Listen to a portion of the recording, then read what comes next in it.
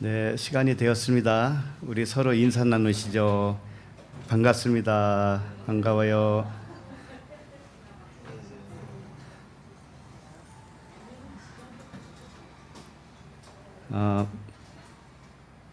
먼저 기도하고 시작하겠습니다.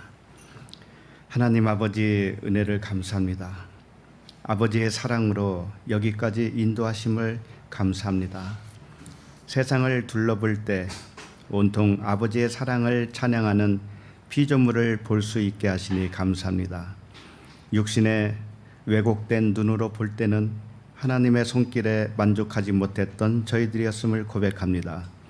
이제는 진리의 복음에 새로운 눈과 귀를 주셨사오니 우리의 마음이 아버지를 닮는 사랑으로 존재하며 티나 주름이 없는 순전하고 맑은 영적 아들들이 되게 하여 주시옵소서. 예수 그리스도 이름으로 기도합니다. 아멘. 하나님 말씀은 로마서 2장 17절로 22절입니다.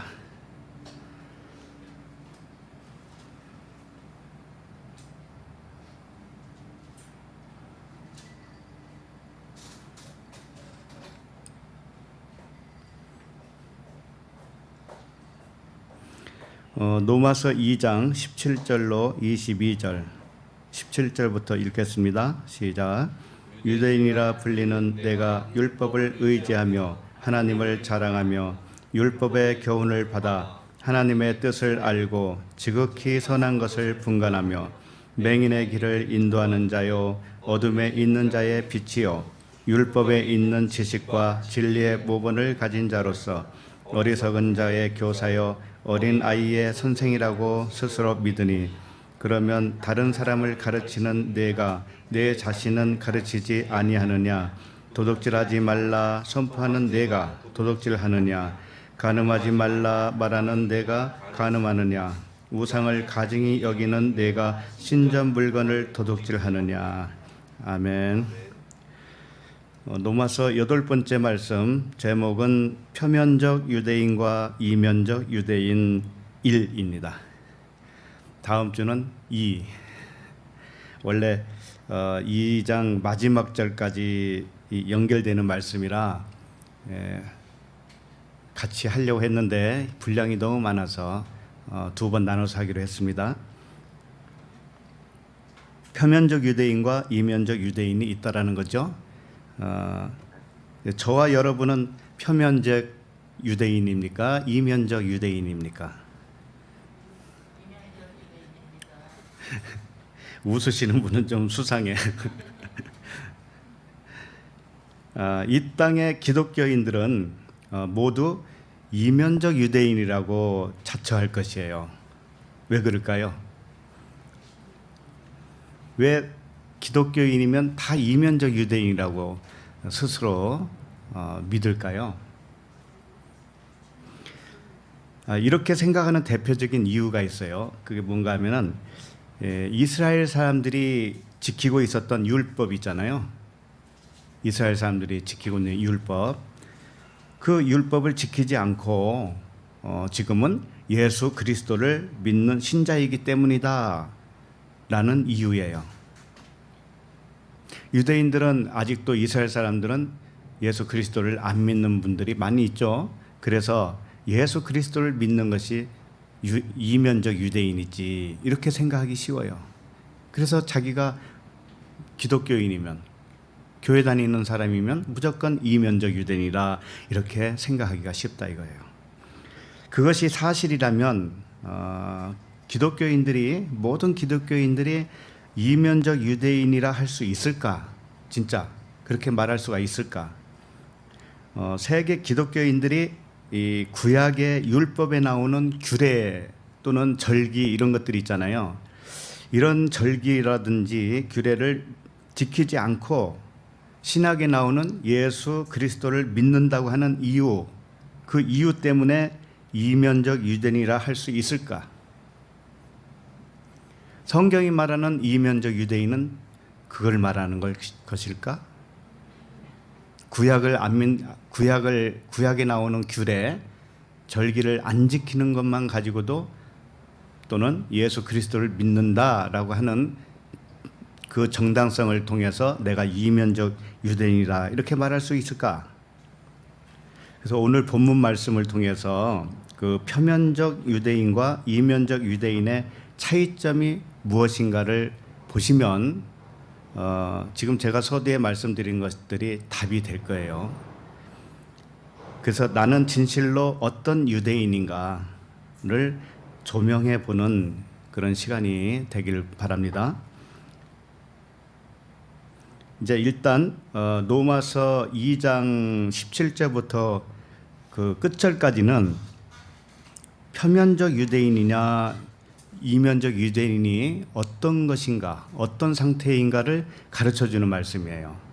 그래서 오늘 제목은 표면적 유대인, 이면적 유대인 이렇게 했지만 오늘 읽은 본문에서는 그 말씀은 안 나와요. 그러나 2장 끝부분에 가면 표면적 유대인, 이면적 유대인에 대해서 언급을 하고 있습니다.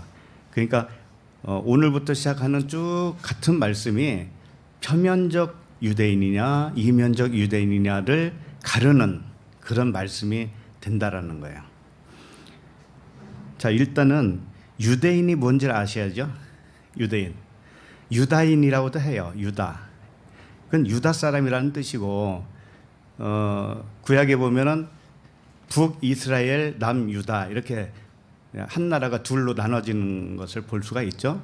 그 명칭 자체를 북이스라엘, 남유다 이렇게 했어요. 그럼 유다는 무슨 뜻인가 하면은 여호와를 찬송하라라고 하는 뜻이에요. 여호와를 찬송하라.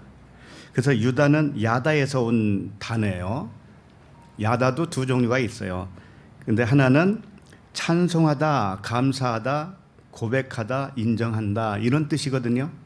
야다가 거기서 온 단어가 유다예요. 그러니까 유다는 뭐냐면 하나님을 찬송하는 자, 하나님께 감사하는 자, 하나님께 고백하는 자, 하나님을 인정하는 자 이런 뜻이거든요. 유다가. 자, 그런데 하나님을 기독교인 치고 하나님을 인정하지 않는 사람이 어디 있어요? 하나님을 안 믿는 사람이 어디 있어요? 타 종교에서도 하나님을 믿어요. 자, 그러면은 하나님을 찬송한다고 하는 것이 도대체가 무엇일까? 두 종류가 있어요. 역시 그것도. 표면적인 유대인은 하나님을 찬송하는데 표면적으로 찬송해요. 이면적 유대인은 하나님을 찬송하는데 이면적으로 찬송해요. 이렇게 두 가지가 있단 말이죠. 그런데 우리가 처음에는 이면적 유대인이었다라는 걸 전부 인정하시죠?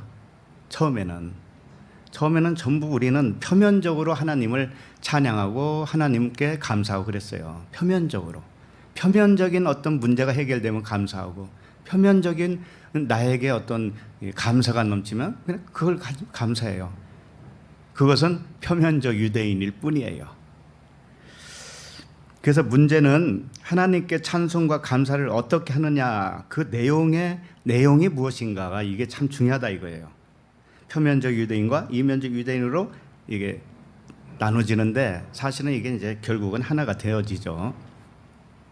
그래서 17절부터 25절까지는 표면적 유대인에 대하여 진술을 하고 있고요. 26절부터 29절까지는 이면적 유대인에 대하여 가르쳐주는 말씀이 되겠습니다. 그래서 오늘은 표면적 유대인에게 나타나는 증상들을 드러내주고 있어요.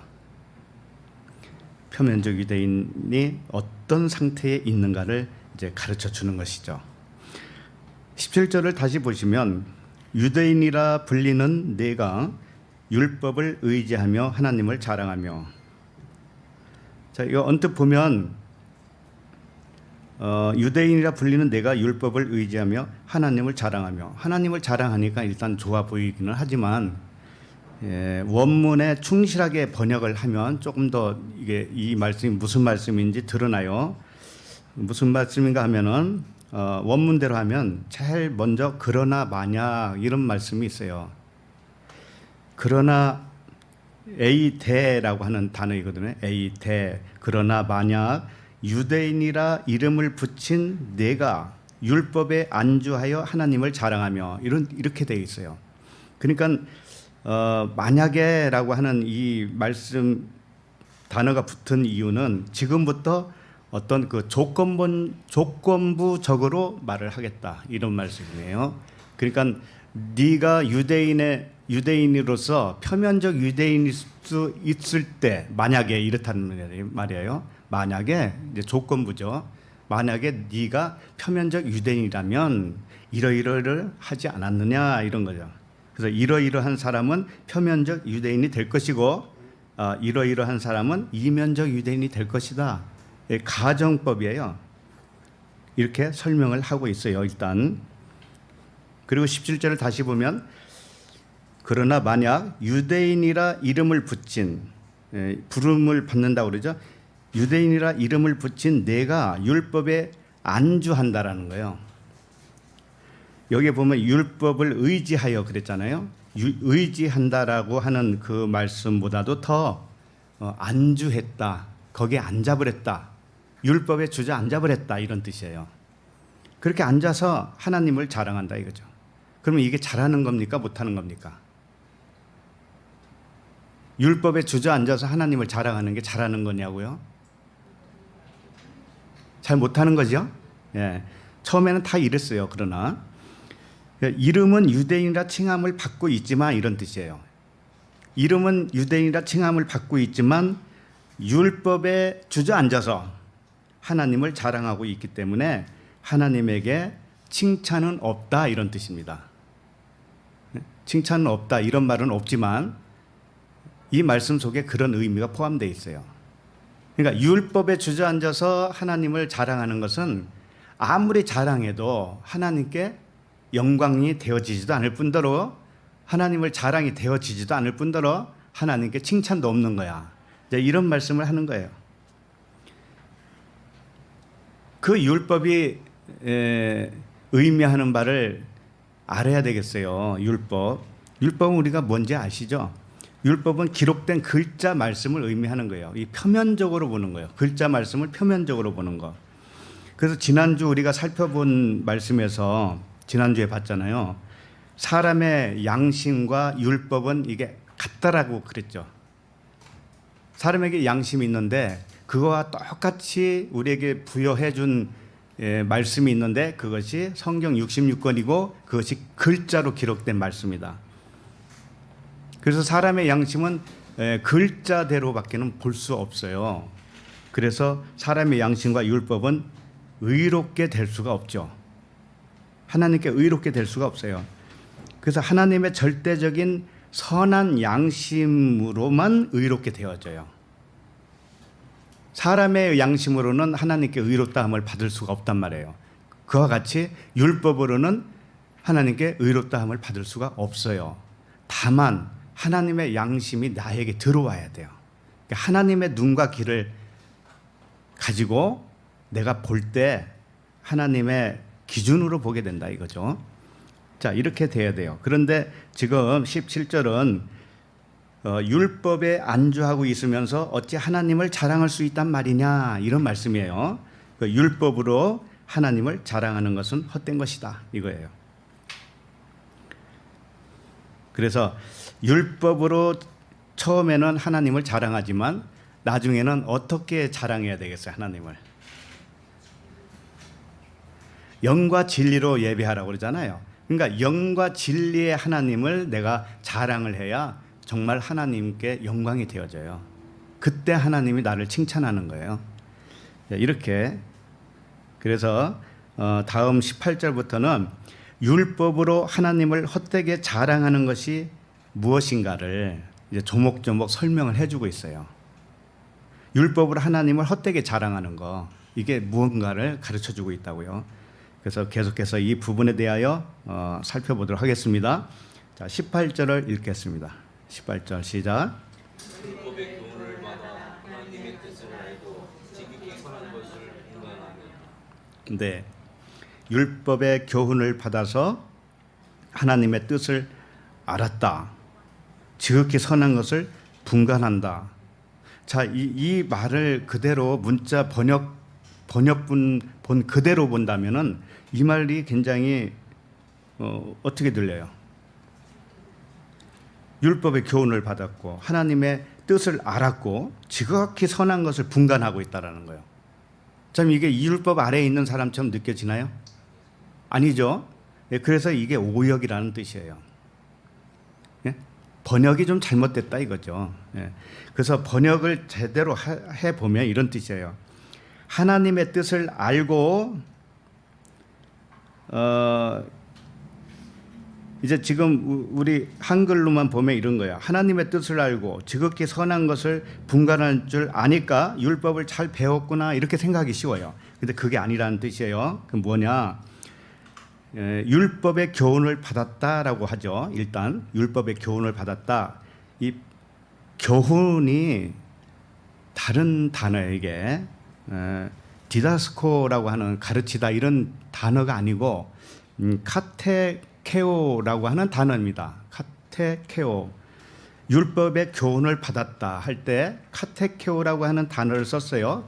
그럼 카테케오가 뭐냐? 무슨 단어냐? 무슨 의미냐 이거예요. 카테케오는 두 단어가 이렇게 합성화가 됐어요. 카타라고 하는 단어와 에코스라고 하는 단어가 이렇게 합성화가 됐어요. 그럼 카타가 뭐냐? 아래라는 뜻이에요. 아래. 에코스는 뭐냐? 소음 또는 소문이라는 뜻이에요. 자, 그러니까 율법의 교훈이라고 했을 때 이 교훈은 카테케오인데 이게 무슨 뜻이냐면은 아래 것으로 소문에 듣는 것처럼 소문으로 듣는 것처럼 불확실하게 배웠다 이런 뜻이에요. 그러니까 율법을 배우기는 했지만 율법의 표면적으로만 배웠다. 글자대로만 배웠다. 이런 뜻입니다. 자, 그렇게 되니까 아래 것으로 가르침을 받았으니 율법의 그 의로움, 율법 속에 있는 진리를 발견한 사람입니까? 아닙니까? 아니죠. 예, 아니죠. 그렇기 때문에 이 말씀이 오역이라고 하는 거예요. 율법의 교훈을 받았다. 무조건 교훈을 받았다 하니까는 교훈을 잘 받았다라고 생각하기 쉽지만 그게 아니에요. 율법을 어떤 교훈을 받았는가 하면은 육신의 법으로 받은 거예요. 육신의 법. 죄의 법으로 받은 거예요. 사망의 법으로 받았단 말이에요. 이렇게 받았어요. 그리고 그 다음에 뭐라고 돼 있죠? 하나님의 뜻을 알고 지극히 선한 것을 분간하며 이렇게 돼 있죠. 이것도 굉장히 좋아 보이잖아요. 근데 그게 아니에요. 하나님의 뜻을 알았다고 했는데 지극히 선한 것을 분간했다라고 이렇게 돼 있는데 하나님의 뜻을 어떻게 알았는가 하면은 다르게 알았다 이런 뜻이에요. 그러니까 지극히 선한 것이라고 이렇게 번역을 해놔서 좀 헷갈려요. 지극히 선한 것이 아니고 이 디아페로라고 하는 단어인데 다르게라는 뜻이에요. 이게 다르게 분별했다 이런 뜻이에요. 지극히 선한 것이 아니에요. 근데 이 디아페로를 지극히 선한 것으로 표현할 때도 있어요. 왜 그러냐면은 나쁜 것에 대해서 반대적으로 의미할 때, 예를 들면은 네가 전에는 어둠의 자식이었더니 지금은 지극히 선한 자가 되었다라고 할 때는 이 단어를 써도 맞아요. 그러니까 이전 것에 대해서 반대적으로 표현할 때, 대비해서 반대적으로 표현할 때는 디아페로, 지극히 선한 것이라고 번역이 가능해요. 그러나 여기서는 그런 번역으로 하면 안 되는 거예요. 그러니까 하나님의 뜻을 어떻게 알았는가 하면은 다르게 알았다 이런 뜻이에요. 다르게 알았다. 지금 방금 아까 전에도 그랬잖아요. 하나님의 율법의 교훈을 어떻게 받았다고 그래요? 겉의 것으로 받았다. 사망의 법으로 받았다. 죄의 법으로 받았다. 이렇게 돼 있잖아요. 율법의 이 표면적으로 받았다. 그런 사람이 하나님의 뜻을 어떻게 지극히 선한 것을 알았겠어요? 그게 아니란 말이에요. 지극히 선한 것이 아니고 다르게 반대로 받았다. 다르게 분별했다. 다르게 입증했다. 이런 뜻이에요. 이 분간이라고 하는 단어가 도끼마조인데 다르게 분별했다. 이 분별했다라는 거예요. 입증했다 이런 뜻입니다. 그러니까는 하나님의 뜻을 다르게 분별했다. 이런 뜻이에요. 이제 알고 보니까 정말 거꾸로 전부 다 거꾸로 배웠다라는 거죠. 율법을 거꾸로 배운 거예요. 율법을 이렇게 완전히 표면적으로만 배운 거예요. 육신의 죄의 법으로 배운 거예요. 자, 그러면 이 사람은 율법 속에 있는 사랑을 알까요? 모를까요? 율법의 마침은 뭡니까? 사랑이 하나님의 사랑이에요. 하나님의 사랑을 율법 이 글자 말씀으로 우리에게 딱 주셨어요. 근데 우리는 그 사랑을 알아보지 못하고 글자대로만 알고 보니까 그게 죄와 사망의 법이 되어버린 거예요. 이게 율법입니다. 그래서 율법을 사랑으로 알면 하늘에 속한 영과 진리가 돼요. 그 사람은. 그런데 율법을 표면적으로 알면 땅에 속한 육체의 법에 갇혀 살게 되는 것이에요. 우리는 처음에는 다 그런 존재였었습니다. 처음에는 그렇게 되어 있어요. 그래서 하나님의 사랑, 율법의 마침이 율법의 완성이 하나님의 사랑인데 이 하나님의 사랑과 육체의 법, 율법이죠. 율법의 차이는 뭘까? 우리가 그러잖아요. 하나님은 허다한 죄를 덮는다. 그럼 하나님은 무조건 죄를 용서해 준다. 이제 이런 개념밖에는 몰라요. 그죠? 근데 여러 번 제가 설명해 드렸죠? 허다한 죄라는 게 뭐예요? 겉에 드러난 글자의 의미를 덮어버린다는 뜻이에요. 글자의 의미를 지워줘 버려요, 우리에게. 예를 들면은 온유야, 게임 좀 그만해라 라고 명령을 내렸다고 합시다. 근데 얘는 계속 하고 싶거든요. 그래서 얘가 엄마의 아빠의 마음을 깨닫게 될 때까지는 게임을 그만해라 이런다고요. 근데 이 아이가 나중에 깨달았어요. 아, 엄마가 왜 게임을 많이 하지 말라고 했는가, 아빠가 왜 그만하라고 했을까 라고 하는 의미를 깨달았어요. 그것이 사랑이었단 말이죠. 부모의 사랑이었어요. 나를 보호하려고 하는 사랑이었어요. 그걸 깨달았어요. 그러면 그때는 이 게임을 하지 말아라 라고 하는 말씀이, 명령이 이제 무효가 돼요. 그때는. 왜? 사랑을 알았으니까 이제 법이 필요 없단 말이에요. 더 이상 하지 말아라 해라 이런 말이 필요 없단 말이에요. 이제는 아이가 이 부모의 사랑을 깨달았기 때문에 스스로 하든지 안 하든지 스스로 알아서 해요. 부모의 마음을 알았기 때문에. 그러니까 사랑과 법은 이만큼 차이가 나는 거예요. 그래서 하나님의 사랑은 법이 아니에요. 일단은 법이 아닙니다. 법으로 보이지만 그 안에 마음이 담겨 있는 것 뿐이에요. 마음. 그게 사랑이에요. 자, 그래서 우리는 어떻게 인식하냐면은 우리는 이 세상 일을 좋은 것 나쁜 것 이렇게 분별을 해요. 그렇죠? 이건 좋은 거, 이거 나쁜 거. 근데 하나님은 좋은 거, 나쁜 거 있어요, 없어요? 그분에게는 그게 없어요. 다 그게 사랑이에요, 사랑. 좋은 것도 사랑, 나쁜 것도 사랑이에요. 근데 우리는 그거 받아들여져요? 잘 안 받아들여지죠? 그래서 눈이 이렇게 뒤집어져야 되는 거예요. 귀가 이렇게 뚫려야 된다고요. 그래서 하나님은 항상 사랑인데 우리는 선한 거, 이건 선한 거, 이건 악한 거 이렇게 인식을 하죠. 이렇게 구별해요, 구별해. 그리고 편한 거, 괴로운 거, 슬픈 거, 기쁜 거 이렇게 구별해요. 우리는 그렇게 구별하지만 하나님은 그것을 구별하지 않습니다. 그러니까 하나님과 사람의 사고 체계가 완전히 다르다라는 거예요. 육신을 가지고 있는 우리가 바라보는 그 육신의 생각과 하나님의 생각은 전혀 달라요. 자, 그러면은 왜 우리가 하나님의 눈을 가지고 보지 못했을까요? 이건 선한 거, 이거 악한 거. 분명히 우리가 봤을 때 이거 선한 거, 악한 건데 선한 건 선한 거라고 하면 좋잖나? 악한 건 악한 거라고 하는 게 옳지 않은가? 이런 생각을 해요, 안 해요? 해요. 그런데 그것은 나의 기준이라니까. 나의 기준이에요. 그게 어디서부터 온 육신의 생각이라고 그랬어요? 육신의 생각 3종 세트 있잖아요. 세상으로부터 왔다 이죠. 세상으로부터. 이건 하나님으로부터 온 게 아니라고 그랬습니다. 분명히.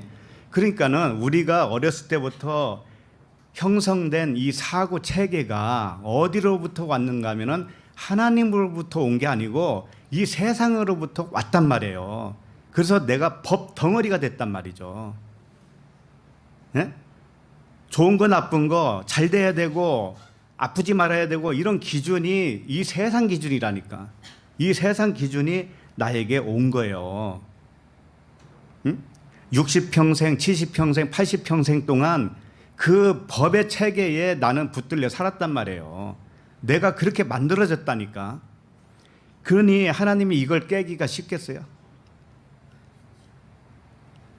정말 깨기 힘든 거예요. 나쁜 건 나쁜 거고 좋은 건 나쁜 거, 좋은 건 좋은 거지 왜 이렇게 시비 거냐고 그런다고 사람은.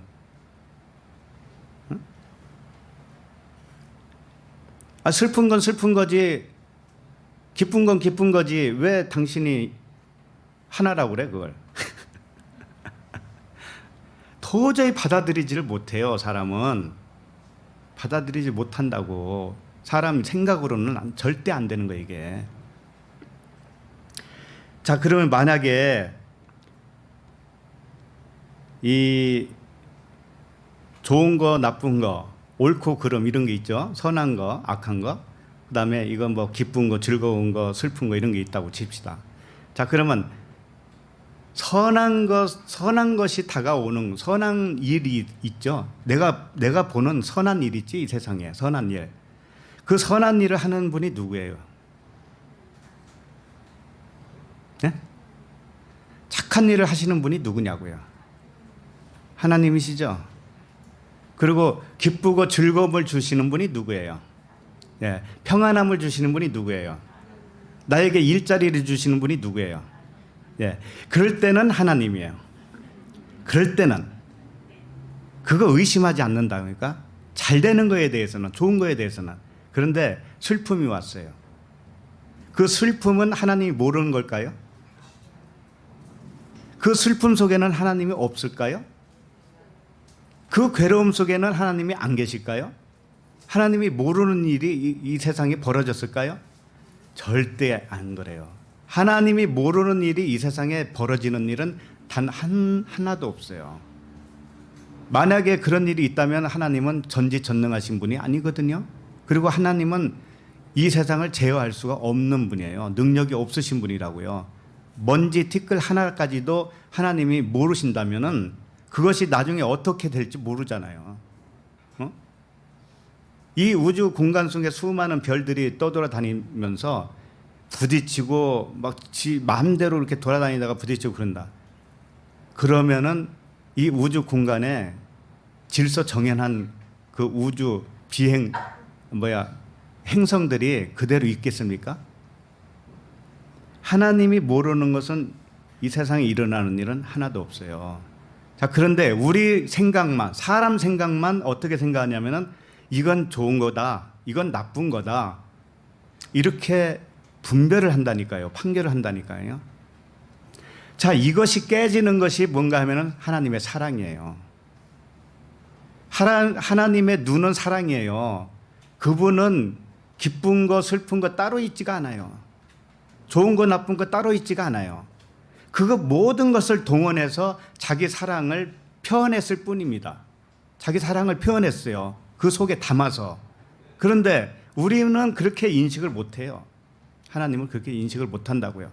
그러나 하나님의 말씀은 뭐예요?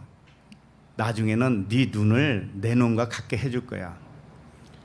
네가 듣는 귀를 내가 말하는 진짜 말씀을 들을 수 있도록 열어줄 거야. 너의 입술에서 나오는 말도 내가 하고 싶은 말을 그대로 하게 만들 거야. 이게 하나님의 의지예요. 그러나 처음에는 표면적 유대인일 수밖에 없어요. 그래서 이 진리를 받아들이지 않는 이유가 있어요. 사람들에게. 아까도 말씀드렸지만 평생 동안 우리가 형성됐어요. 나라는 사람이 이 세상에서 살면서 세상 가치관으로 만들어졌어요. 그래서 이 세상의 일을 모두 하나님의 사랑으로 어떻게 볼 수 있단 말이냐, 이 생각이 앞을 가로막아요. 자, 그러면은 어떻게 내가 하나님의 사랑을, 이 세상 일을 하나님의 사랑으로 받아들일 수가 있지라고 하는 그 생각 자체가 뭔가 하면은 그것도 법이라고 하는 거예요. 그 자체가 법이라고요. 나의 생각이란 말이죠. 그리고 어떻게 세상을 옳고 그름으로 분별하지 않고 살 수 있단 말이냐. 그러면은 이 법 기준이 없으면 도대체가 이 세상은 어떻게 될 것이냐, 이런 생각을 하게 돼요.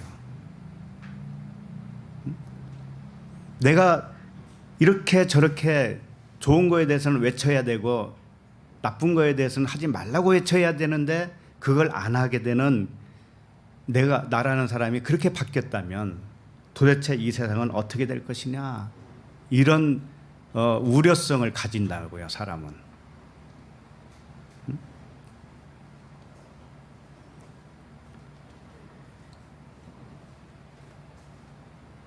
그러니까 우리가 깊이 생각해 봐야 돼요. 지금 나의 마음 상태가 정말 하나님이 모든 것을 선이라고 하고 모든 것을 사랑이라고 하는데 나는 그렇게 보고 있느냐, 이거예요, 도대체가. 그렇게 안 보고 있죠. 그러면 내가 하나님과 하나가 안 됐다니까요. 어째서 뭘 배워가지고 하려고 그래. 배웠다고 해서 되느냐 말이에요. 마음이 안 바뀌는데.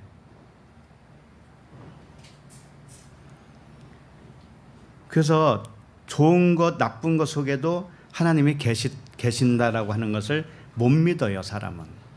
선한 것 악한 것 속에도 함께 계신다고 하는 것을 못 믿어요. 편한 거 괴로운 거 그 속에도 하나님이 계시다고 하는 것을 못 믿어요. 슬픈 거 기쁜 거, 이 모든 것을 통해서 사랑을 표현하고 있다고 하는 하나님을 볼 줄 몰라요. 그렇기 때문에 내 가치관으로 보는 겁니다. 내 기준으로 보는 거예요. 내 기준으로. 뭐 아프리카 그런 사람의 기준에 의해서 못 사는 나라 있죠. 가난한 나라. 근데 행복 지수는 그 나라가 더 높다라는 거 아시죠? 행복 지수. 왜 그럴까요? 사람의 기준에 의해서는 물질도 풍부하지 않고 먹을 것도 부족한데 어째서 행복하냐 이거예요. 우리보다 왜 행복하냐 이거죠.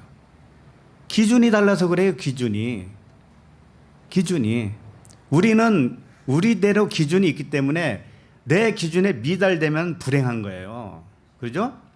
근데 그들의 기준은 우리와 기준이 달라요. 그래서 그들은 부족하지만 부족을 안 느껴요. 괴로운 일이지만 괴롭게 안 느껴요. 왜? 기준이 다르기 때문에 그래요. 우리가 그렇게 돼야 되지 않겠어요? 우리가. 하나님의 기준은 바로 그런 거란 말이죠.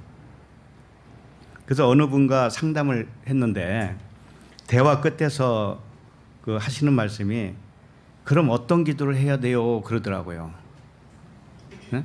나에게 여러 가지 문제가 있고 상황이 네? 말로 표현할 수 없을 만큼 그렇게 어려운데 무엇을 위해서 기도해야 될까요? 그러더라고요. 물론 상황이 호전되기를 위해서 기도 안 했겠습니까? 이 질병 떠나게 해주세요. 우리 식구들 잘 되게 해주세요. 이런 기도 안 했겠어요? 그렇게 기도했는데도 아무 변화가 없단 말이죠.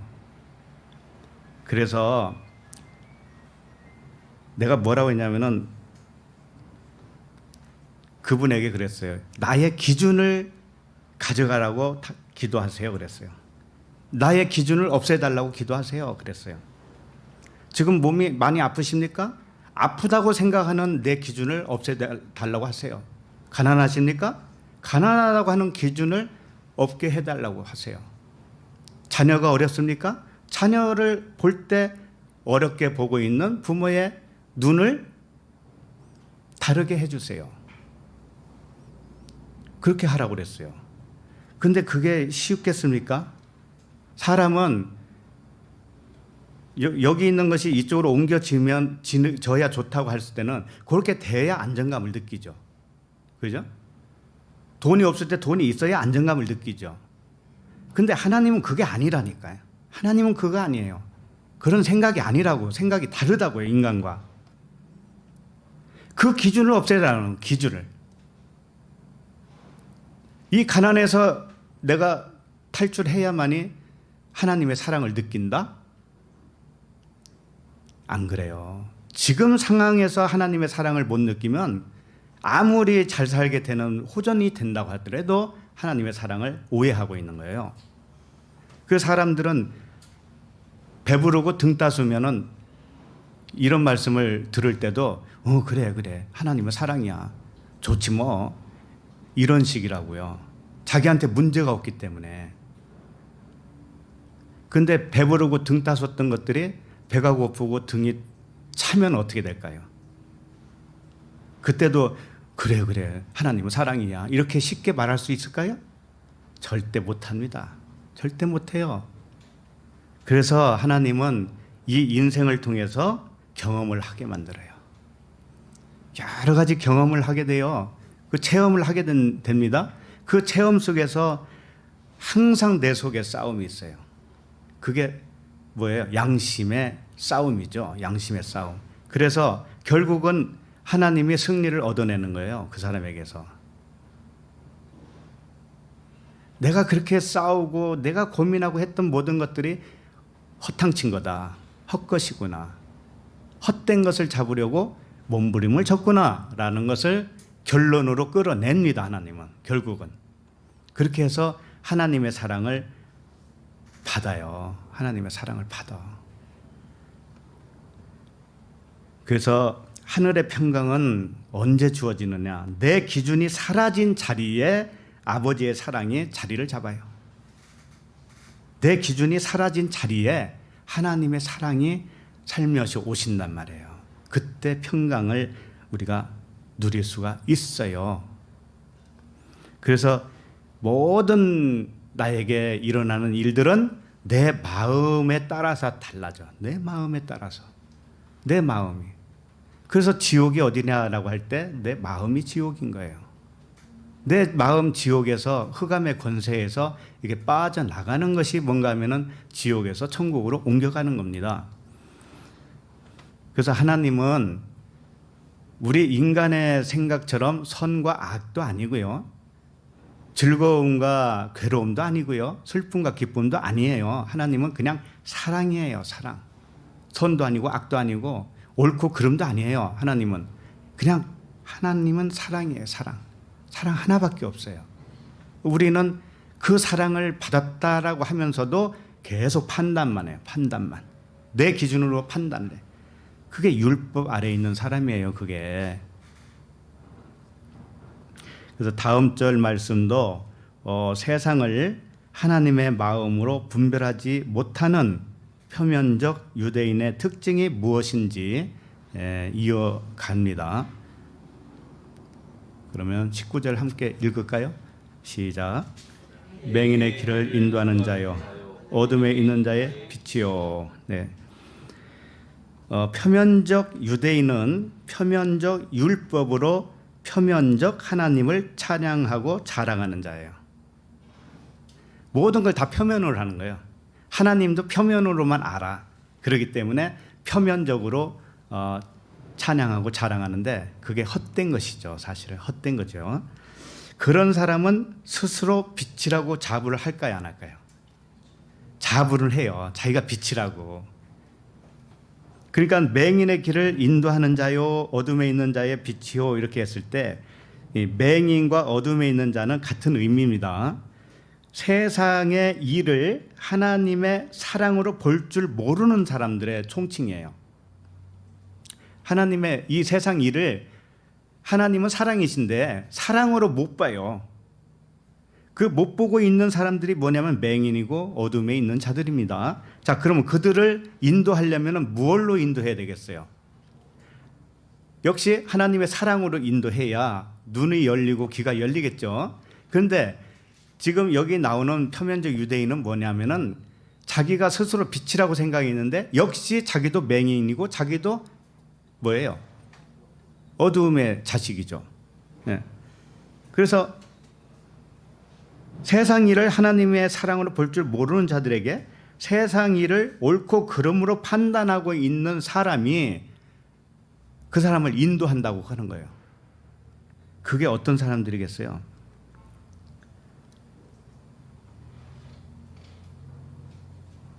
이런 사람들, 세상에 옳고 그름으로 여기고 있는 그런 자들을 인도하는 사람은 사람의 교훈으로 하는 사람이에요.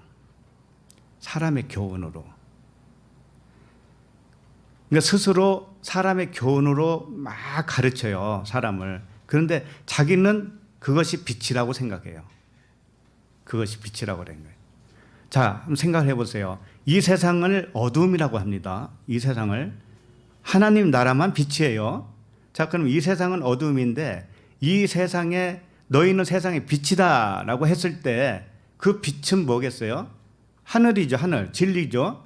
그런데 맹인과 어두운 자를 인도한다고 하는 사람이 역시 똑같은 세상의 교훈으로 한다면 그 사람은 빛이에요? 빛이 아니에요? 빛이 아니죠.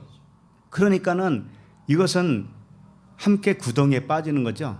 함께 구덩이에 빠질 수밖에 없잖아요. 네, 그런 사람들이란 말이에요. 그래서 이런 사람들이 숱하게 많습니다. 예를 들면은 이 세상을 하나님의 사랑을 모르기 때문에 이 세상의 정부에 대해서, 네? 정부에 대해서 이러쿵저러쿵 말이 많을 수밖에 없겠죠. 그걸 옳고 그름으로만 판단하니까. 자, 그러면 그런 사람들은 뭐라고 하겠어요? 정부에 대해서. 삿대질을 할 수밖에 없죠. 그러니까 각종 집회가 열리는 거예요. 예? 태극기 집회, 촛불 집회, 무슨 집회 열린다니까요. 거기서 뭘 주장해요? 자기의 정의를 주장하잖아요. 정의를. 근데 그 정의를 주장하는 그 사람의 정의가 빛이에요? 어둠이에요? 어둠이란 말이에요. 어둠. 똑같아. 촛불이나 태극기나 똑같다고요. 그렇게 주장을 하고 있는 자기 의의를 주장하는 사람들은 그 자체가 어둠인데 빛이라고 착각을 하는 거예요. 기독교도 마찬가지예요. 각종 집회가 있어요. 부르짖어요. 기도하고 합니다. 난리 났어요. 그런데 그 내용을 보세요. 내용을. 표면적 유대인인지 이면적 유대인인지 내용을 보시면 안다고요. 만약에 표면적 유대인이 그 집회를 열었다. 아주 수만 명이 모였다. 그 집회는 어둠의 집회예요. 거기는 빛이 없어요. 그래서 맹인이 맹인을 인도하는 겁니다. 그것이. 그래서 진리를 모르는 맹인과 어둠의 자식을 인도하려면은 하늘에 속한 영과 진리로 인도해야만 되는 거예요. 하나님의 사랑으로 인도해야 그게 진짜 인도예요. 그러니까 지금 표면적 유대인이 어떤 상태인가를 계속 이렇게 설명을 해주고 있어요. 자, 그러면 20절도 읽어보도록 하겠습니다. 20절. 자, 시작. 율법에 있는 지식과 진리의 모범을 가진 자로서 어리석은 자의 교사요 어린아이의 선생이라고 스스로 믿으니. 네, 이 말씀도 자칫 잘못 보면은 율법에 있는 지식과 진리의 모범을 가졌다 이렇게 하니까는 이게 좋아 보이죠. 율법에 있는 지식을 알았고 또 진리의 모범을 가졌으니까 굉장히 좋단 말이에요. 좋게 보인단 말이에요. 그래서 율법의 어떤 그 진리를 깨우쳐서 가르치는 선생인 것처럼 이렇게 보여요. 근데 그 말씀이 아닙니다. 이게 그런 게 아니고 율법이 가지고 있는 지식은 사랑이에요. 사랑과 진리예요. 그렇죠? 율법의 지식은 진리와 사랑입니다. 자, 그런데 여기 있는 말씀은 무슨 말씀이냐면은 율법의 그 속에 들어있는 사랑을 모르고 모본만 가졌다는 뜻이에요. 겉에 모본만 가졌다 이런 뜻이에요. 그래서 여기 모본을 가졌다 이렇게 돼 있죠. 그러니까 율법에 있는 지식이 사랑과 진리인데 이것을 모본으로만 받았다, 모양으로만 받았다, 외형으로만 받았다 이런 뜻이에요. 무슨 얘기인지 알겠죠? 율법의 마침은 사랑입니다. 그리고 영과 진리예요. 그런데 그걸 가르치기 위해서 겉으로 드러난 것이 율법이죠. 그런데 이 사람은 어떤 사람이냐면은 그 외형만 취했단 말이에요. 외형만 가지고 있단 말이에요. 율법의 외형만. 겉모양, 표적, 모양과 그림자 이렇게 받았단 말이죠. 이 사람은 그걸 가지고 사람을 가르치면 어떻게 되겠어요?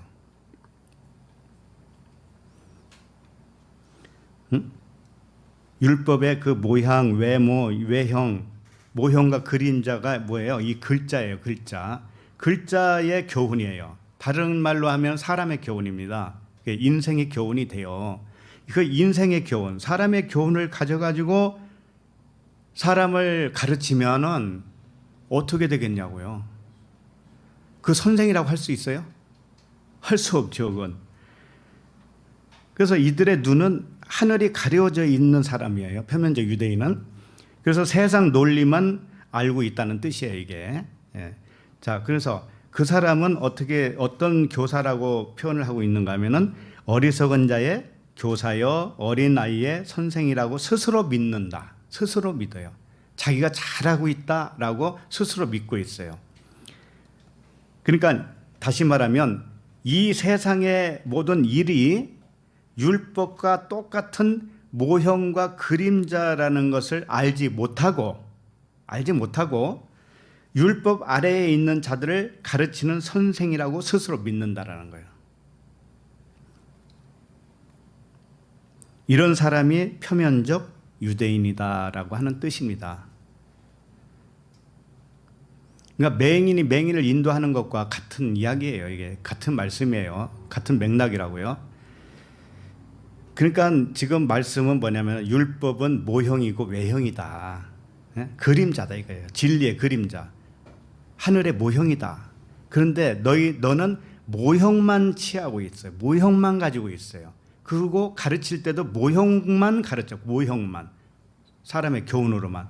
그러면 하나님을 헛되이 경배하는 자가 되는 것이죠. 그래서 어리석은 자라고 이렇게 돼 있죠. 어리석은 자. 이 어리석은 자가 뭐냐면 아프론이라고 하는 단어예요. 아프론. 이 어리석은 것이 왜 어리석은가 하면은 그리스도의 영이 없기 때문에 어리석어요. 다른 거 없어요. 하나님의 영이 없다니까요. 성령이 없어요. 성령이 없고 무슨 영이 있어요? 더러운 영이 있는 거예요. 그 대신 깨끗한 영이 있는 게 아니고 더러운 영. 그게 율법의 영이에요. 모형만 취하고 있는 자. 세상을 선악으로만 분별하고 있는 자.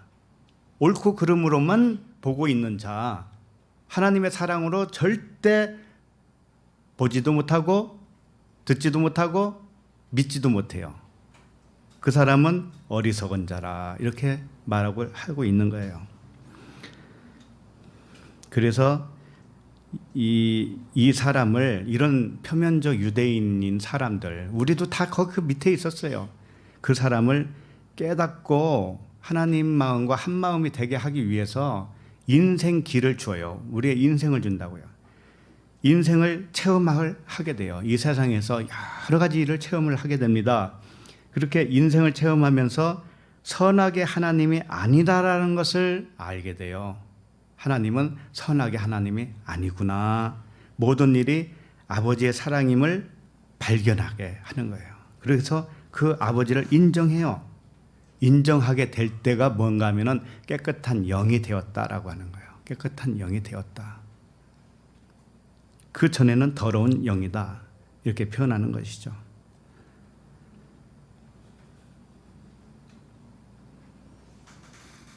갈수록 태산 같죠?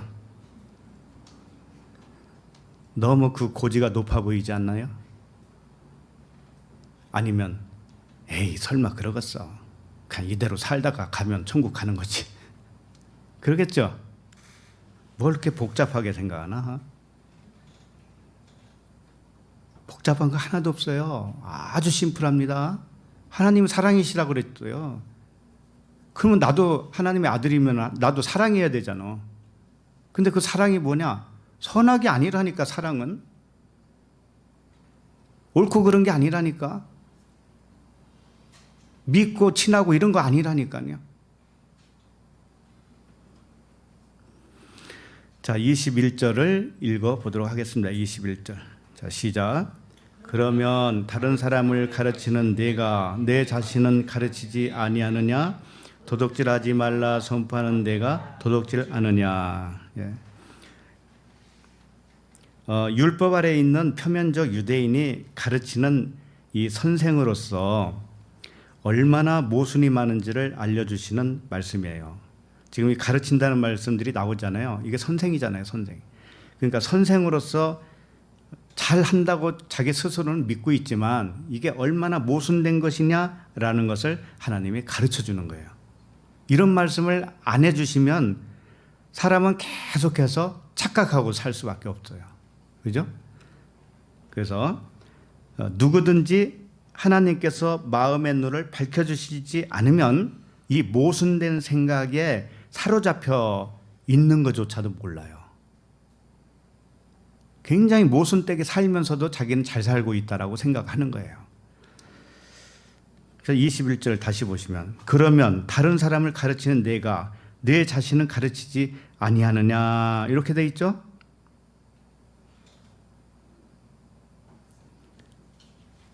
다시 말하면 남을 가르친 그대로 내 자신도 가르쳐라 라고 하는 뜻이잖아요.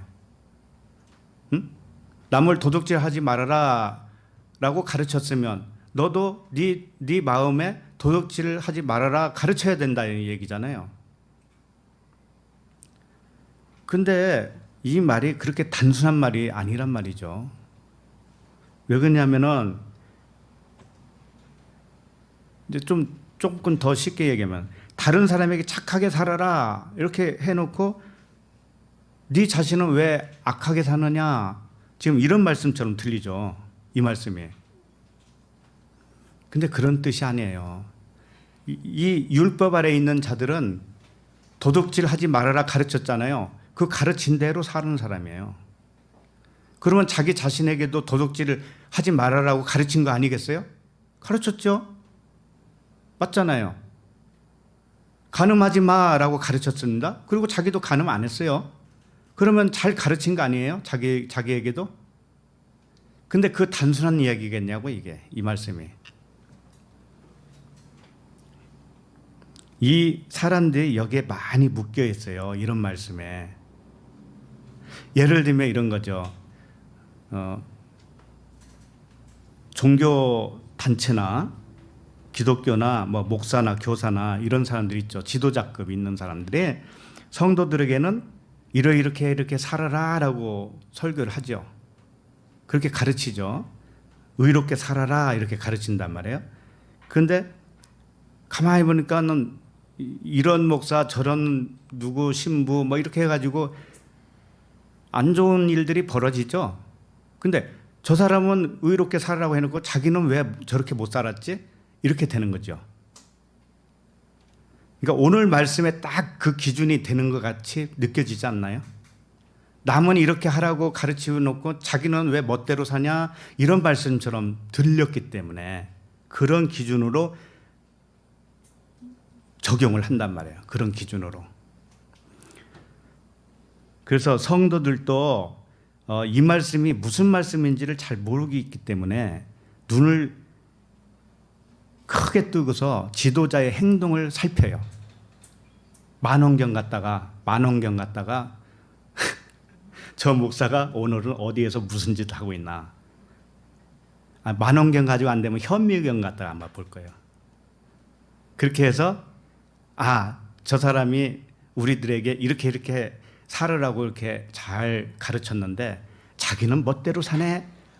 건수 잡았다. 그래가지고 그걸로 흠집을 내고 그러죠.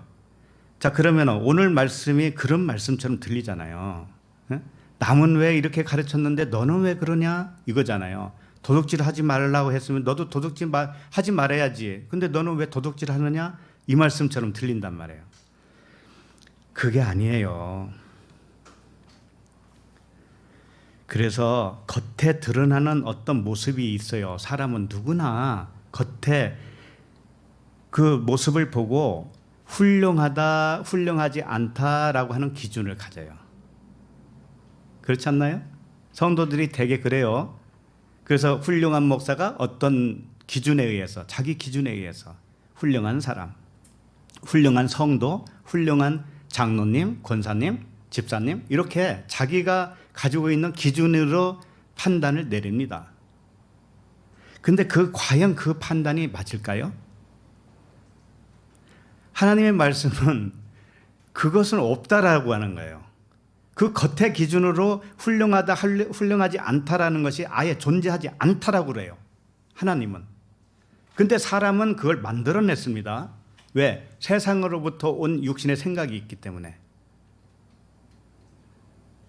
하나님은 사랑이라고 그랬어요. 훌륭하고 덜 훌륭하고 이게 있을까요? 그분에게? 그분이 이 피조물을 다 만들었습니다. 사람을 만들었어요. 예? 그런데 그 사람은 그 사람이 아니죠. 그분은 귀 있을 것도 그릇도 만들고 천이 있을 그릇도 만들어요. 이게 토기장이의 마음 아닙니까? 주권 아니에요? 그런데 그분에게는 그러면은 그분 눈에는 이게 더 훌륭하고 이게 덜 훌륭하고 이런 기준이 있을까요? 겉의 것으로는 없다 이거예요. 겉의 것으로는. 드러난 무엇으로는 없다라니까 그게 그 자체가 없는 거예요. 다만 그분이 분별하는 것은 성령으로 사랑으로 이 세상을 보느냐 아니냐 그것만 보신단 말이에요.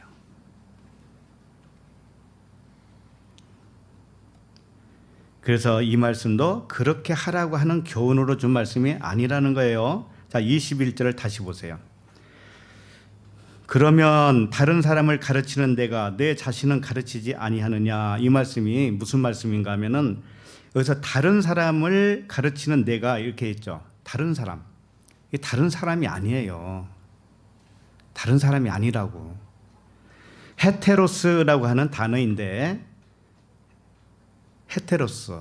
이게 하나라고도 써요. 이 단어가 하나. 이게 무슨 말이냐면 또 하나의 다른 이런 뜻이에요. 또 다른 하나 이런 뜻이라고요. 또 다른 하나. 자, 이게 무슨 뜻이냐면 하늘과 이 땅이 있죠. 하늘과 이 땅. 하늘과 이 땅은 합쳐서 한 덩어리죠. 한 덩어리. 그런데 하늘 말고 또 다른 하나가 뭐예요? 땅이잖아요. 땅. 예? 그러니까 이게 무슨 말이냐면은 또 하나의 다른 또는 변형된 다른 이런 뜻이란 말이에요. 이게 다른 사람이라고 번역을 해놨지만 헤테로스는 다른 사람이 아니고 또 다르게 변형된 어떤 다른 것이라니까. 다른 것. 그러니까 다른 것으로 가르치는 네가 이런 뜻이란 말이에요. 다른 것이 뭘까요 그러면? 진리가 이렇게 하나 있는데 진리를 변형시킨 것이 뭐예요? 율법이잖아요. 율법. 하늘을 변형시킨 것이 뭐예요? 요 땅이죠. 땅. 눈에 보이는 땅. 하늘은 눈에 안 보이는 것인데 안 보이는 천국을 보이는 이 세상으로 또 하나로 나타났단 말이에요.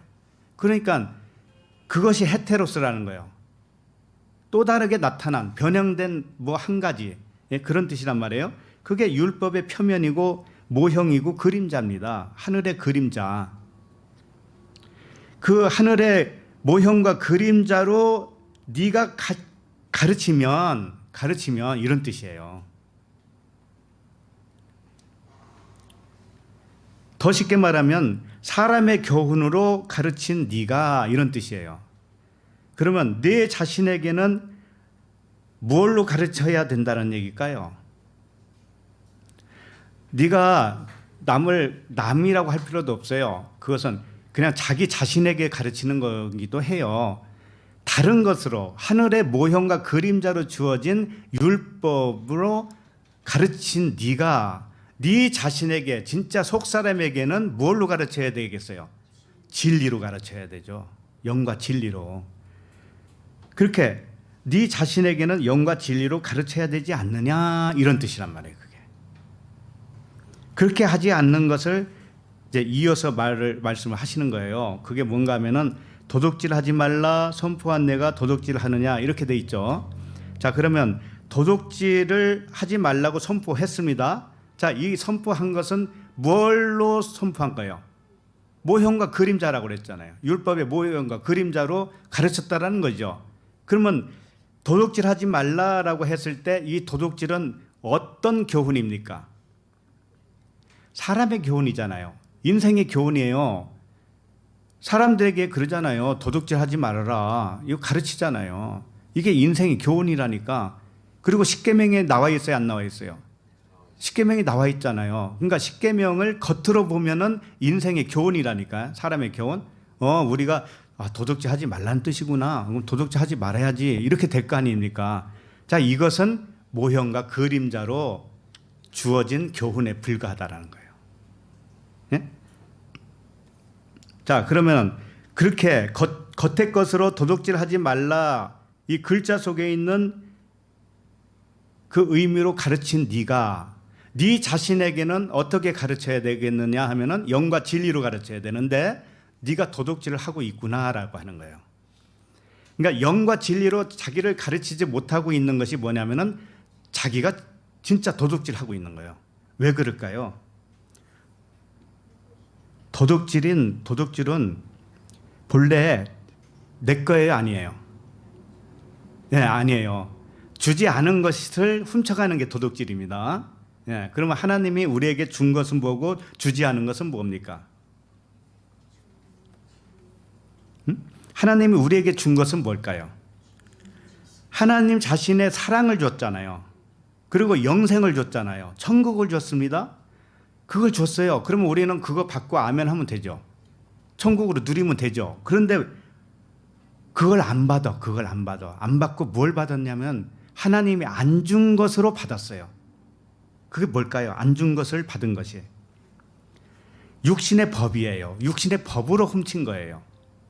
하나님의 사랑을 사랑 그대로 받은 게 아니고 하나님의 사랑을 왜곡한 거예요. 왜곡해서 육신의 법으로 받았단 말이에요. 육신의 법으로 가져왔어요. 그러니까 그게 훔친 거예요, 안 훔친 거예요?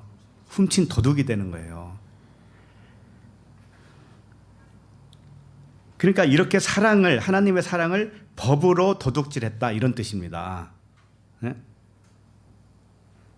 그러니까 성령의 마음을 하나님의 마음을 육신의 생각으로 도둑질을 해버린 거예요.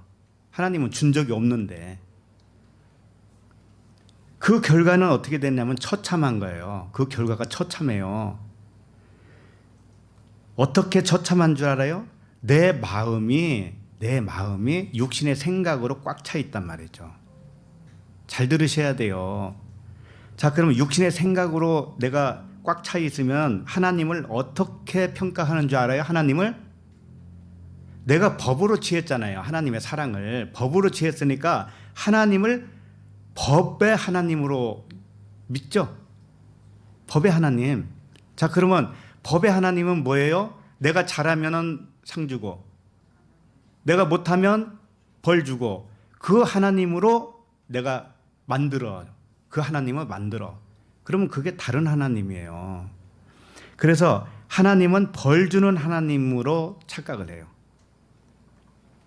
왜? 육신의 생각은 상벌이잖아요. 상벌. 그러니까 남을 판단하기도 하고 자기도 정죄해요. 법으로. 자기 양심의 법으로. 자, 그렇게 하고 있으면 하나님을 속인 거예요? 안 속인 거예요? 속인 거죠. 그리고 하나님이 주시지 않은 것을 내가 도둑질한 거죠. 그래서 하나님은 선악의 하나님이 아니신데 육신의 생각은 하나님을 선악의 하나님으로 판단을 해요. 하나님을 악한 하나님으로 스스로 만들어 놔요. 이게 인간들이에요. 자, 그러면 무엇을 우리 육신의 생각은 무엇을 더 즐거워하고 기뻐하는 줄 알아요? 하나님이 상을 주거나 벌을 내리는 걸 보고 박수 친다고요. 박수 쳐. 예를 들면 내가 기도를 막 했어요. 내가 뭐 원하는 것을 기도를 막 했어요. 했더니 하나님이 제 거다 들어줬어요. 그러면 박수 치죠. 이야, 멋진 하나님. 근데 내가 기도를 했는데 1년이 가고 2년이 가고 아무 깜깜 무소식이에요. 그러면 하나님에 대해서 섭섭해요, 안 해요? 섭섭하죠. 그러니까 하나님을 내 방식으로 만들어냈단 말이에요. 내 생각대로 하나님을 만들어냈어요. 그리고 그것을 버릴 줄을 몰라요. 네? 도저히 못 버린다니까, 사람이. 과거에 우리가 교회 처음 나가고 율법 아래에 있을 때는 그런 일들이 비일비재합니다. 소위 말해서 기적, 이적, 그런 체험 없는 사람이 어디 있어요, 세상에. 그죠? 새벽 기도 한참 나갈 때가 있었어요. 새벽 기도를. 그때는 뭐가 뭔지도 모르고 하라고 하니까 했잖아요. 그럼 새벽 기도 하루 빠지면은 큰일 나는 줄 알죠? 그래서 어느 날은 피곤해서 새벽에 못 일어나는데 하나님이 빗소리를 막 줘요. 빗소리를. 비가 오지도 않는데 빗소리는 내가 들려. 천둥 번개가 들린다니까. 그래서 벌떡 일어나가지고 새벽 기도 갔다 왔어요. 그러면서 이야, 하나님 대단하셔. 기적의 하나님.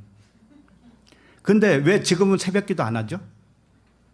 왜 지금은 새벽 기도 안 하는데 왜 천둥 번개 소리가 안 들릴까요? 그때는 어린아이였기 때문에 하나님이 가르치는 중이었단 말이에요. 근데 지금도 장성한 자가 돼가지고 어린아이의 일을 버리지 못하면 도대체 성인아이라고 부를 수밖에 없잖아요. 그죠? 과거 거에 붙들리지 마세요. 과거 거 과감히 내려놓을 줄 알아야 돼요. 내려놓지 않으면 내 사고체계가 뭐냐면 항상 선과 악이에요. 항상 남을 정죄하고 자기도 정죄해요. 그리고 그 일을 자기도 하고 있어요. 그런 사람이 도둑질 하지 말라라고 겉으로 가르쳐 놓고 자기는 진짜 도둑질을 하는 거예요. 진짜 도둑질이 뭐예요? 진리적인 측면에서 진짜 도둑질을 했다는 얘기예요. 이게 무서운 거 아닙니까? 자, 22절을 읽겠습니다. 22절. 자, 시작. 간음하지 말라 말하는 내가 간음하느냐? 우상을 가증히 여기는 내가 신전 물건을 도둑질하느냐? 네, 이 말씀도 역시 위에서 방금 하신 말씀과 같은 맥락이죠. 도둑질하지 말라고 했는데 네가 도둑질하느냐? 간음하지 말라고 했는데 네가 간음하느냐? 우상을 가지고 여기는 네가 신전 물건을 도둑질하느냐? 이런 말씀이잖아요. 이 간음이 뭘까요? 일단 이 사람은 표면적 유대인이기 때문에 실질적으로 사람이 간음하지 말라라고 하는 그렇게 교훈을 가르쳤단 말이에요. 네? 그러면 일단은 사람들은 그 교훈을 좋아해요, 안 해요? 좋아하죠. 사람은 그 교회 가서 그런 말 들으려고 가는 거죠. 근데 꼭 교회 가야만이 들어요, 그런 것들을? 간음하지 마라. 어린아이들도 알아요, 그거 나쁘다고 하는 거. 그죠? 그런데 그렇게 가르친 네가 너는 간음하느냐 그랬죠. 이 간음은 뭘까요? 네가 간음하고 있다라는 거. 문자대로 사람의 교훈으로 간음하지 말라 이렇게 가르쳐 놓고 너는 진짜 간음을 했다 이런 뜻이에요. 너는 진짜 간음을 했어. 네가 가르친 간음하지 말라 이것은 그냥 모형과 그림자였는데 너는 진짜 진리적인 간음을 했어 이런 뜻이란 말이에요. 그럼 진리적인 간음이 뭘까요? 진리의 측면에서 간음했다. 간음하는 여인들아, 세상과 벗하는 것이 하나님과 원수되는 줄 알지 못하느냐 그랬잖아요. 그렇죠? 그러니까 뭐냐면은 간음이라는 거 하는 것은 이 세상 우리가 인생 살아가지고 이 세상을 하늘의 표적과 이적으로 알지 못하고 사는 거예요. 그리고 세상과 벗을 삼고 사는 것, 이것이 간음이에요. 이 세상은 하나님의 하체라고 그랬습니다. 예? 하나님의 상체 머리는 하늘이에요. 그러면 이 세상과 내가 벗을 하잖아요. 그러면 그게 가늠한 거라니까요. 하나님의 하체를 범한 거란 말이에요. 이거보다 큰 간음이 있어요? 이것은 이 간음은 천국 백성이 될 수가 없어요. 하나님의 하체를 간음했는데 어떻게 하나님의 영광에 들어갈 수가 있느냔 말이에요, 사람이. 근데 사람은 그걸 등한시합니다. 그딴 거 나 다 몰라. 그냥 이대로 살다가 그냥 하루에 뭐 한 10분씩 기도하고 책 읽고 그러면 됐지 뭘 이런다니까.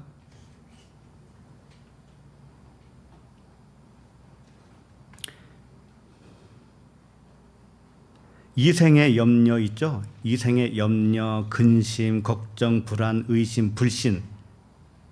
이게 어디서 왜 생겼을까요? 다시 근심, 걱정, 불안, 근심, 의심, 불신 이런 것들이 어디서 왔어요? 세상으로부터 왔죠. 내가 세상으로부터 지어진 육신의 생각이 있기 때문에 그런 것이 있죠. 물론 배부르고 등 따순 사람은 이게 좀 덜할 수는 있어요. 네? 자녀들이 잘 되고 회사가 잘 돌아가고 직장 잘 다니고 그러면 이런 게 덜할 수는 있죠. 덜하지만 없어요? 전혀 없어요? 전혀 없을까요? 있어요. 그래도 있어요.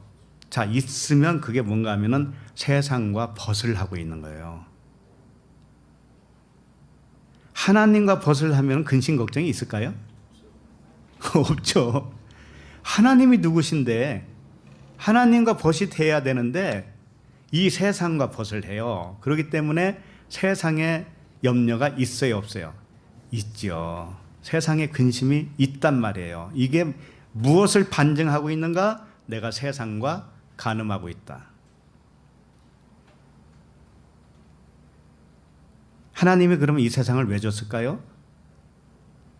이 간음하게도 하는 이 세상을 왜 만들어가지고 속썩여요? 하나님은. 이 세상은 하나님의 사랑을 표현한 거예요. 표현. 하나님을 이 세상에 사랑을 담아서 우리에게 주었어요. 근데 그걸 사랑으로 받으면 끝나는데 그냥 겉으로만 받았어요. 겉으로 받고 보니까 의심, 불안, 걱정, 근심 이게 다 세상에 염려가 돼버렸어요. 자, 그 다음에 뭐예요? 우상을 뭐라고 그랬어요? 네, 우상을 가증히 여기는 네가 신전 물건을 도둑질하느냐 이렇게 돼 있어요. 우상을 가증히 여겼어요. 그러니까 우상을 섬기지 말아라라고 가르쳤단 말이에요. 그러니까 그 우상이 십계명에 나와요, 안 나와요? 제가 읽어드립니다. 출애굽기 20장 4절이에요. 너를 위하여 새긴 우상을 만들지 말고 또 위로 하늘에 있는 것이나 아래로 땅에 있는 것이나 땅 아래 물 속에 있는 것에 어떤 형상도 만들지 말라 이렇게 돼 있어요. 그러니까 우상이라고 하는 것은 에이돌론이라고 하는 단어로 썼는데 이게 무슨 뜻이냐면 보이는 거라는 뜻이에요. 보이는 거. 에이돈이 본다라는 뜻이에요. 에이돌론 이렇게 해서 우상 이렇게 됐단 말이에요. 보고 있으면 우상이다라는 거예요. 보고 있으면. 그럼 안 볼 수 있나요? 볼 수밖에 없죠. 이 세상을 볼 수밖에 없는데 보면은 우상이라는 거예요. 그럼 어떻게 해야 된다는 거죠? 보이는 대로 안 본다라는 뜻이에요. 보이는 대로 안 봐야 우상이 안 된단 말이죠.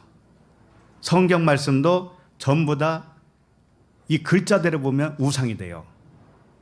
여기 성경 말씀에 보면은 위로 하늘에 있는 것이 나와야 안 나와요? 아래로 땅에 있는 것이 나와야 안 나와요? 물고기 같은 거. 땅 아래 물 속에 있는 것 어떤 형상도 만들지 말라고 하는 것은 뭐냐면은 이 성경 말씀에 나오는 모든 소재들 있죠. 동물이든 식물이든 고기 물고기든지 간에 그것을 그리스도의 진리로 보지 못하면 형상을 만들어 놓은 거예요. 내가 무슨 말씀인지 알겠죠? 그러니까 한마디로 말하면 문자대로 보면 우상이 된다고요. 성경 말씀이 우상이 된다고요. 역시 마찬가지로 이 세상도 내가 보이는 대로 보면 이 세상이 우상이에요.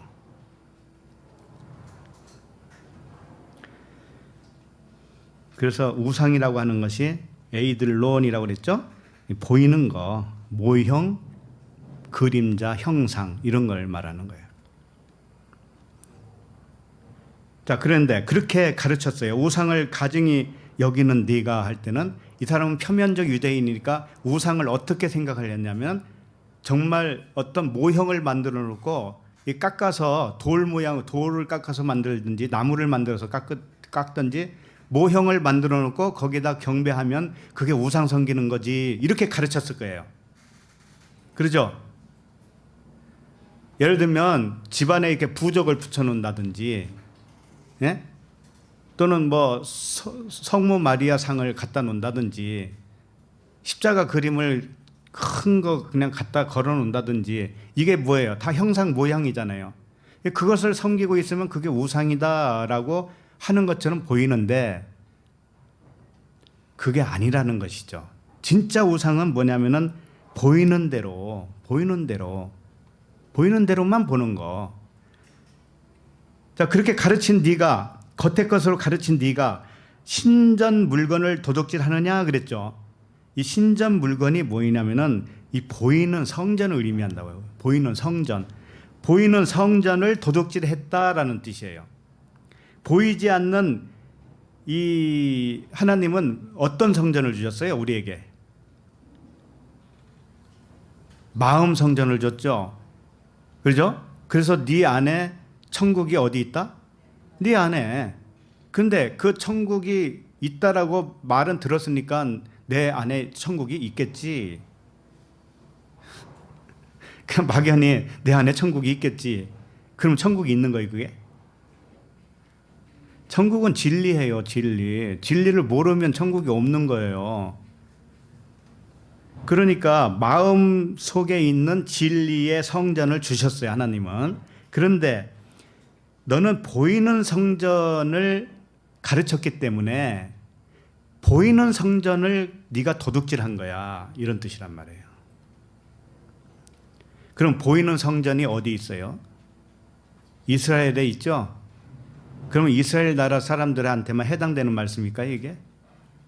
이스라엘 나라 말고는 세계 모든 나라 뒤져봐도 그 똑같은 성전은 없잖아요. 자, 그러면은 이 말씀이 그 성전을 말하겠느냐고요. 그게 아니죠. 내가 살고 있는 영역이 다 나의 성전이에요. 알겠어요? 내가 살고 있는 동네, 내가 움직이는 모든 곳곳마다 나에 있어서는 다 성전이고, 그 성전을 밟고 다니는 내 마음에도 그 성전이에요. 보이는 성전. 이 보이는 성전을 어떻게 봐야 되느냐면 그냥 보이는 대로 보면 그게 우상이 되는 거예요. 그것을 비유적으로 가르치기 위해서 이스라엘에 있는 성전을 헐어뿌린 거예요. 이 보이는 성전은 이렇게 헐어야 되는 거야 라고 하는 것을 가르쳐 주고 있죠, 샘플로.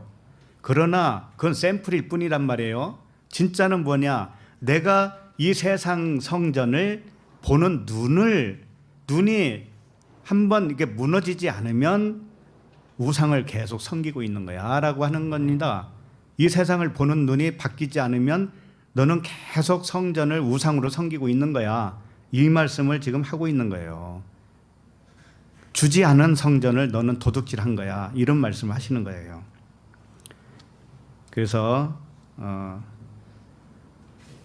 지금까지 말씀을 정리해 보겠습니다.